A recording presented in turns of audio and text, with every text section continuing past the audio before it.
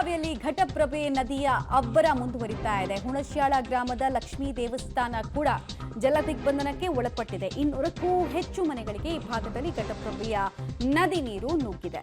ಗ್ರಾಮದಲ್ಲಿನ ಭೀಕರತೆ drone ಕ್ಯಾಮೆರಾದಲ್ಲೂ ಕೂಡ ಸೆರೆಯಾಗಿದೆ. ಗ್ರಾಮ ಘಟಪ್ರಭೆಯ ಆರ್ಭಟಕ್ಕೆ ಹೇಗೆ ನಲುಗಿ ಹೋಗಿದೆ ಅಂತ. ಆಮೇಲೆ ಇನ್ನೊಂದು ಅಪ್ಡೇಟ್ ಏನಂದ್ರೆ 5 ಕಾಳಜಿ ಕೇಂದ್ರಗಳಿಗೆ ಜನರನ್ನ ಶಿಫ್ಟ್ ಮಾಡಿಸೋ ಕೆಲಸ ಆಗಿದೆ. ಬೆಳಗಾವಿಯ ಹುಣಸ್ಯಾಳ ಕಂಡು ಬರ್ತಾ ಇರುವಂತಹ ಸ್ಥಿತಿ ಇದು. ಮಂಡಿ ತನಕ ನೀರಿರೋದ್ರಿಂದ ಜನ ಈಗಾಗಲೇ ಸುರಕ್ಷಿತ ಕ್ರಮವಾಗಿ ಮುಂಜಾಗ್ರತಾ ಕ್ರಮವಾಗಿ ಮನೆಗಳನ್ನು ಖಾಲಿ ಮಾಡಿದ್ದಾರೆ. ಮನೆ ಇರಬಹುದು, ಶಾಲೆ, ದೇವಸ್ಥಾನ, ಕಮರ್ಷಿಯಲ್ ಅಂಗಡಿಗಳು ಎಲ್ಲದರಲ್ಲೂ ಕೂಡ ಇದೇ ಪ್ರಮಾಣದಲ್ಲಿ ಇಷ್ಟೇ ಅಡಿಯಲ್ಲಿ ನೀರು ನಿಂತಿದೆ. ಗ್ರಾಮವೇ ಈಗ ನದಿಯಲ್ಲಿ ನಿರ್ಮಾಣ ಆಗ್ಬಿಟ್ಟಿದೆಯೇನೋ ಅನ್ನಿಸ್ಬೇಕು. ಆ ಮಟ್ಟಿಗೆ ಅಲ್ಲಿ ನೀರು ನಿಲ್ತಾ ಇದೆ. ಮತ್ತು ನೀರಿನ ಪ್ರಮಾಣ ಹೆಚ್ಚಳ ಆಗ್ತಾ ಹೋಗ್ತಾ ಇದೆ. ಕ್ಷಣಕ್ಕೂ ಕೂಡ ಹೆಚ್ಚಳ ಆಗ್ತಾ ಇದೆ. ಇನ್ನೂ ಯಾವ ಆತಂಕವನ್ನು ತರುತ್ತೋ, ಇನ್ನೇನಾಗುತ್ತೋ ರಾಧಾಂತ ಅನ್ನೋ ಜೀವ ಭಯದಲ್ಲೇ ಜನ ಪ್ರಾಣ ಉಳಿಸ್ಕೊಳ್ಳೋದಕ್ಕೆ ಕಾಳಜಿ ಕೇಂದ್ರಗಳಿಗೆ ಮೊರೆ ಹೋಗ್ತಾ ಇದ್ದಾರೆ.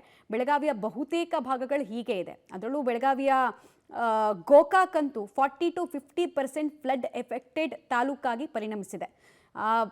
ಫ್ಲಡ್ನ ತೀವ್ರತೆಗೆ ಅಂದರೆ ನೆರೆಯ ತೀವ್ರತೆಗೇನೆ 2 ದಿನಗಳ ಕಾಲ ಶಾಲಾ ಕಾಲೇಜಿಗೆ 2-3 ತಾಲೂಕುಗಳಲ್ಲಿ ರಜೆಯನ್ನು ಘೋಷಣೆ ಮಾಡಿದ್ದಾರೆ DC.